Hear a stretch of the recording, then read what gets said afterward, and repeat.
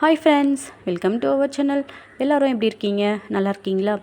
Okay, நாம் இன்றைக்கி கோதுமை மாவை வச்சு ஒரு சூப்பரான ஈவினிங் ஸ்நாக்ஸ் காரசாரமாக மொறுன்னு எப்படி செய்யுதுன்னு தான் பார்க்க போகிறோம். அதுக்கு முன்னாடி நம்ம சேனலை சப்ஸ்கிரைப் பண்ணாதவங்க சப்ஸ்கிரைப் பண்ணிக்கோங்க. அப்படியே பக்கத்தில் இருக்கிற பெல் சிம்பிளையும் கிளிக் பண்ணிவிட்டு ஃபாலோ பண்ணிக்கோங்க. ஓகே ஃப்ரெண்ட்ஸ், இந்த ஈவினிங் ஸ்நாக்ஸ் எப்படி செய்யுதுன்னு பார்க்கலாம். நான் அதுக்காக 1 கப் அளவுக்கு கோதுமை மாவு எடுத்துக்கிறேன். இது கூட கொஞ்சமாக உப்பு, ஒரு ஸ்பூன் அளவுக்கு நெய் சேர்த்து நல்லா சப்பாத்தி மாவு அளவுக்கு நம்ம பிசைஞ்சு எடுத்துக்கலாம். நெய் இருந்தால் நெய் விடுங்க, அப்படி இல்லைன்னா எண்ணெய் கூட யூஸ் பண்ணிக்கலாம். கொஞ்சமாக எண்ணெய் விட்டு நல்லா கட்டியாக சப்பாத்தி மாவு அளவுக்கு பிசைஞ்சு எடுத்துக்கோங்க. பாருங்கள், இந்த அளவுக்கு இருக்கணும். ரொம்ப தண்ணியாகவும் கூடாது, ரொம்பவும் கெட்டியாகவும் இருக்கக்கூடாது. இந்த அளவுக்கு இருக்கணும். இப்போது இதை சின்ன சின்ன உருண்டையாக எடுத்து கையிலே லைட்டாக தட்டிக்கோங்க. இந்த மாதிரி சின்னதாக உருட்டி கையிலே நல்லா தட்டிக்கோங்க. தட்டிட்டு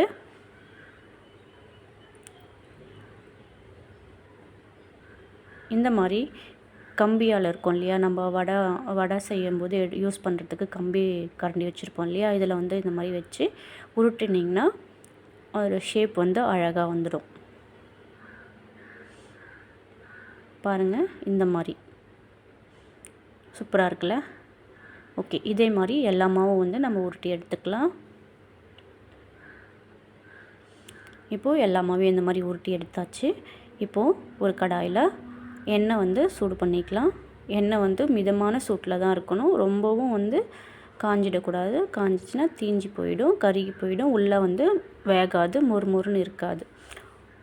இப்போது மீடியமான ஃப்ளேமில் வச்சுட்டு கொஞ்சம் கொஞ்சமாக இதில் நம்ம செஞ்சு வச்ச ஸ்நாக்ஸ் இதில் போட்டு பொரித்து எடுத்துடலாம். இதை மீடியம் ஃப்ளேம்லேயே வச்சு நல்லா வேக விடுங்க. நல்லா மொறுன்னு வரணும். ஸோ ஃபாஸ்ட்டாக வைக்காதீங்க. ஃபாஸ்ட்டாக வச்சிங்கன்னா மேலே மட்டும் வெந்துடும், உள்ளே மொறுப்பு தன்மை இருக்காது. ஸோ நம்ம எப்போவுமே பொறுமையாக சிம்மில் வச்சு வேக விட்டு எடுத்தோம்னா அது ஒரு மொறுன்னு இருக்கும், நல்லாவும் இருக்கும், நல்லா வெந்திருக்கும்.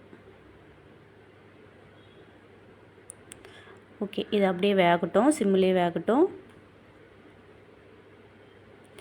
இதை அடிக்கடி கொஞ்சமாக திருப்பி விட்டிங்கன்னா இந்த மாதிரி உள்ளேயும் நல்லா வெந்து மொறுன்னு வந்துடும். இப்போது வெந்துடுச்சு. இதை நம்ம ஒரு பவுலுக்கு மாற்றிக்கலாம். இப்போது பவுலுக்கு மாற்றியாச்சு. இது கூட கொஞ்சமாக உப்பு, தனி மிளகாய்த்தூள் சேர்த்து உங்கள் காரத்துக்கு ஏற்ற மாதிரி நீங்கள் மிளகாய்த்தூள் சேர்த்துக்கோங்க. இது கூட சேர்த்து நல்லா மிக்ஸ் பண்ணி காரசாரமாக சூப்பராக ரெடி ஆகிடுச்சு. இப்போ இது சர்வ் பண்ணிங்கன்னா பிள்ளைங்க நல்லா விரும்பி சாப்பிடுவாங்க. ஸ்கூல் விட்டு வர டைமில் அவங்களுக்கு வெறுப்பாக இருக்கும் இல்லையா, இந்த மாதிரி ஈவினிங் ஸ்நாக்ஸ் செஞ்சு கொடுத்திங்கன்னா அவங்களும் விரும்பி சாப்பிடுவாங்க. இந்த மாதிரி நிறைய ரெசிபி வேணும்னா நம்மளோட சேனலை சப்ஸ்கிரைப் பண்ணி ஃபாலோ பண்ணிக்கோங்க. இந்த வீடியோ பிடிச்சிருந்ததுன்னா உங்கள் ஃப்ரெண்ட்ஸ்க்கும் ஷேர் பண்ணி விடுங்க. Okay friends, bye, have a nice day.